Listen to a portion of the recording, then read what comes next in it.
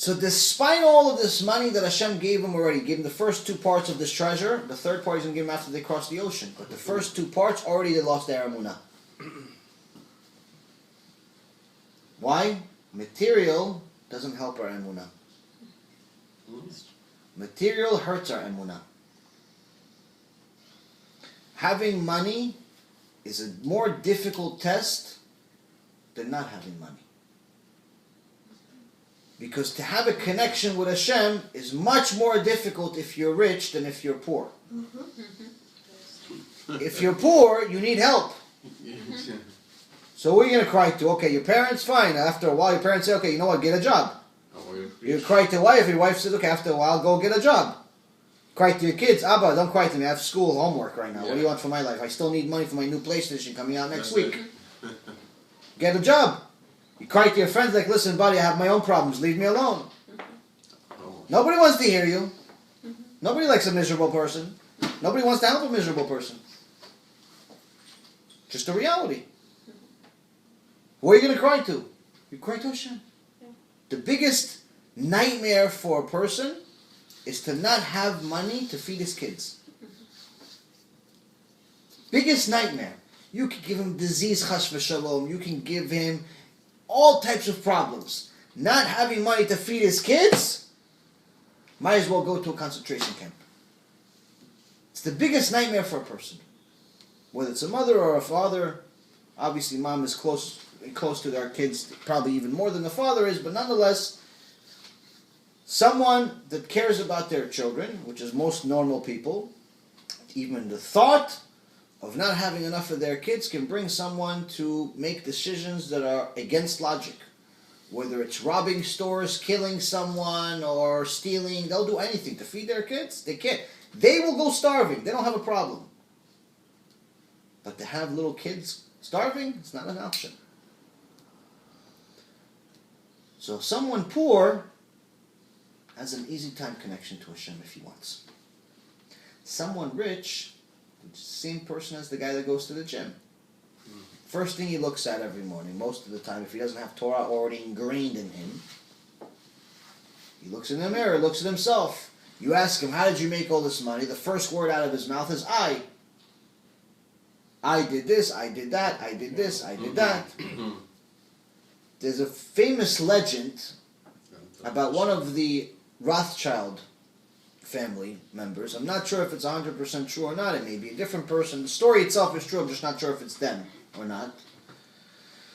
That one of these wealthy people got to a point where they were so rich that they had a building where, in essence, the building was just, in essence, to support their gold.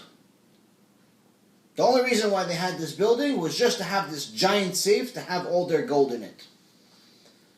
And one day, this rich person came into their safe, their fancy safe with all this gold worth an infinite amount of money, and says, you know what?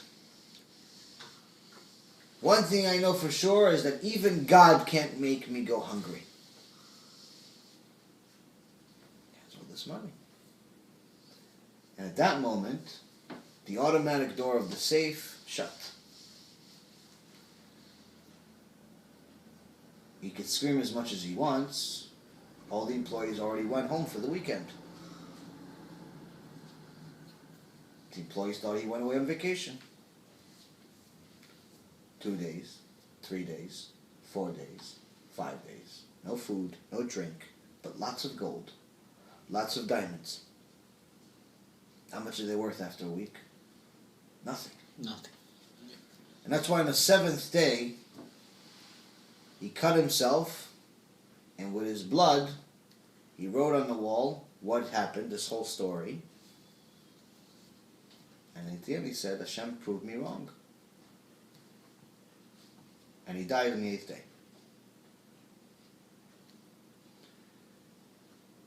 Money is not necessarily something you should pray for as much as we do. Because it's a very, very difficult test. I had somebody came to my shiur last night. And, we're talking about Emunah, we're talking about getting closer to Hashem, talking about praying really serious. When you pray, it's good to go like this, which is a spiritual way of trying to get some of the thoughts out of your head and focusing on the prayer. He says, yeah, I praise that God gives me the ability to buy this condo. First he gives me this condo, and then he continues his speech. So I was going to say it, but sometimes I try to hold my tongue because I'm a little blunt at times. But one of the other guys couldn't hold himself. He goes, that's your dream? That's what, we just had a shiur Torah for 2 hours. We're doing everything. That's your dream, just to buy this condo? That's it? That's your ultimate dream, just to buy a house? Then what? Then what? Okay, you have a house right now. It's not like you're homeless. You have a house. Okay, so instead of paying interest on a mortgage, you're paying rent. It's not really that much different, by the way. I'm from the finance business. In reality, unless you're buying the house 100% cash, the first 15 years of your 30-year mortgage is complete interest. You're not benefiting in any way, shape, or form over a rent. The only way you're benefiting is if the house appreciates in value. If it goes from $200,000 to $300,000, then of course you made money on other people's money. But if the house goes down in value, then you're better off renting. But nonetheless, it's not a finance class. We're, focus on the Torah. You're thinking about, you just learn Torah, we're trying to get closer to HaShem, but the mind of most people is constantly dragging them to material. They constantly connect Hashem to material. If Hashem gives me this, then I will do this. This is not only a bad idea, it's a sin. You're not allowed to give Hashem conditions. Every day during our prayer, part of our prayer, we say that we're Hashem's servants. When was the last time a servant asked his owner of anything? The fact that Hashem allows us and even wants us to pray to Him and ask for things is already a benefit. It's already a chesed from Hashem to us. But when we're not really doing much for Him and treating Him like He's Santa Claus, give me this and then I'll be a good boy,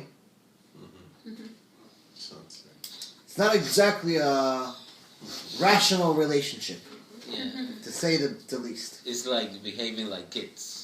Worse. At least the kid is a kid. He has an excuse. Conditions. We're just bigger. We're just bigger kids.